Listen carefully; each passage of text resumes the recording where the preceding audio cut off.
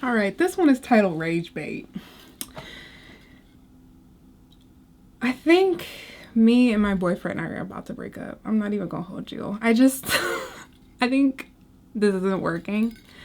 But for the sake of trying to piece it together and like be present and process, I'm going to talk to you about our conversation.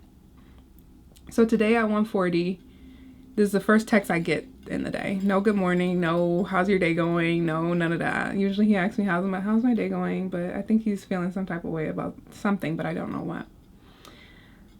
It says Shrek is a cautionary tale, is an example of how ideology can make you dumb. And this is a reel by Dr. Dakota Tyler.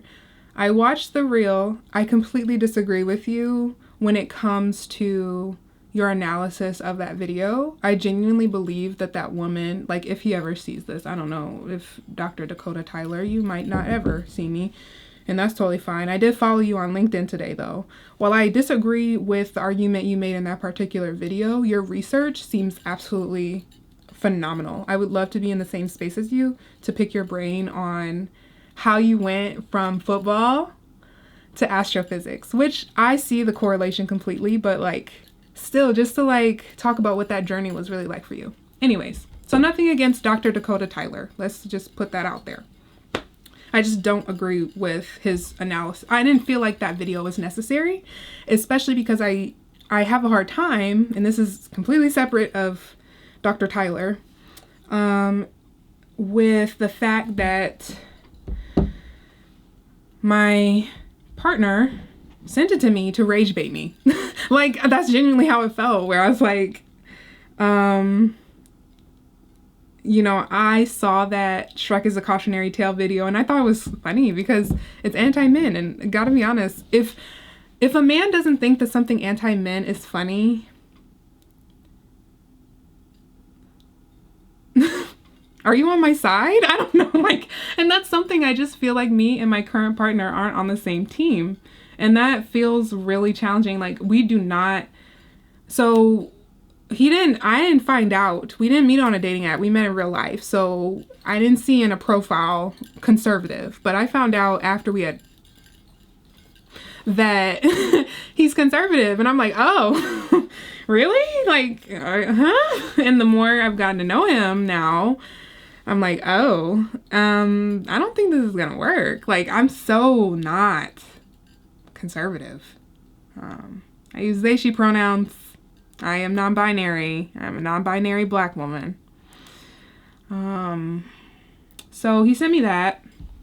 And instead of reacting to the actual video, I was like, I'm gonna choose peace. I said, ooh, I followed him on LinkedIn. His research is really interesting. My counterpart said, extremely. I've been following his content and just got up on his podcast and book. I said, that's nice. He said, yeah, he's very interesting. I said, he seems like it.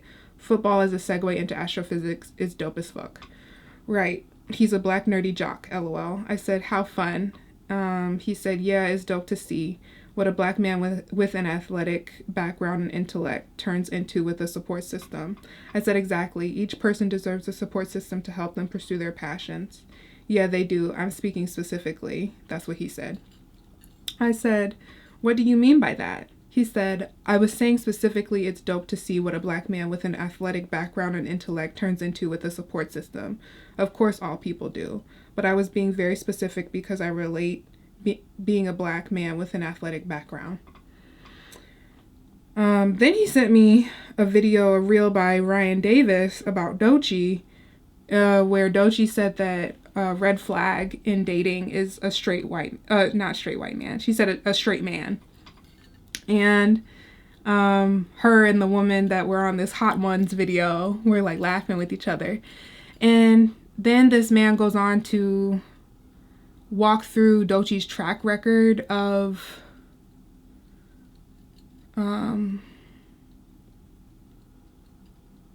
just maybe some poor choices, decontextualized poor choices. I don't know the context of, I'm like, hoping you don't see my phone screen. I might have to cut this out. Doechii made some choices, and I don't agree with the choices that were presented in the video, but it's so frustrating So, anyways, because I'm like, why are you sending me this? Like, he sent me 2 videos. Said, okay. I said, oh, I see. Yeah, I'm glad there are examples like him. I said, I love Dochi. Swamp bitches is my shit. I didn't know those things about her. That's unfortunate. He said it reminded me of I'm not even going to mention this person's name, but he is a fan of a particular artist, who's not even worth mentioning because I'm not giving him any clout.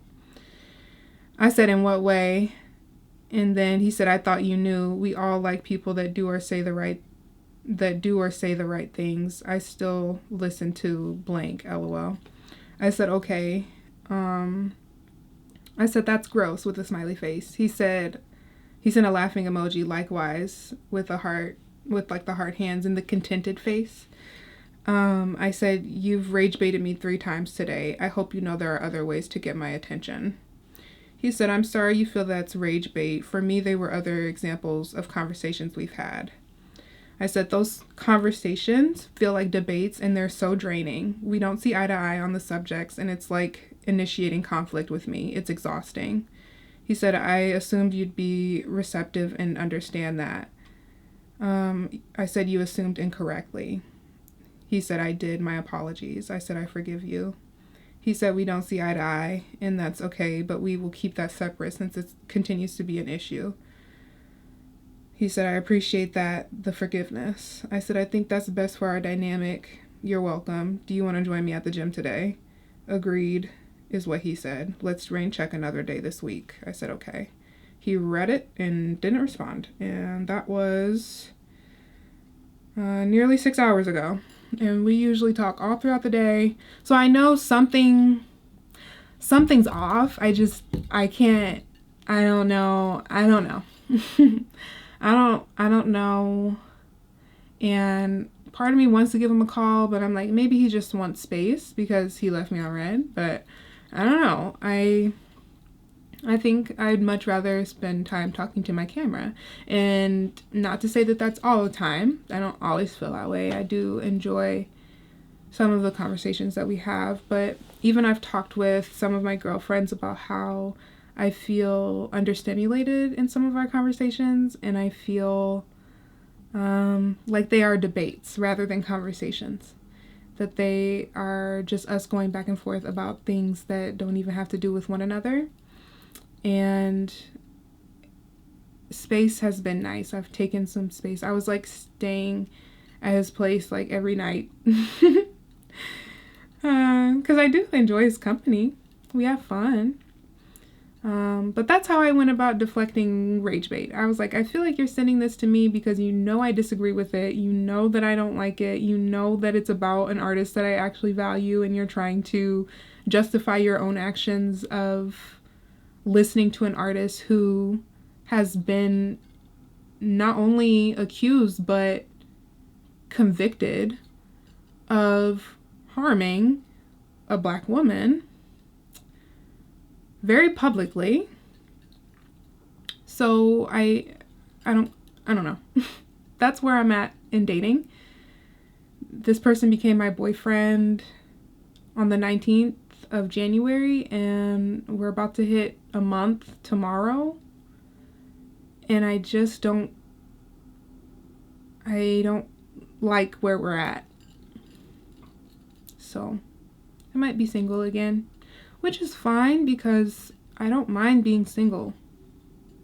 I enjoy my own company. I think it will be challenging moving out of my parents' place into a spot that is just me, and also not dating someone. that might be, but I can date myself and get used to solitude and silence. Okay.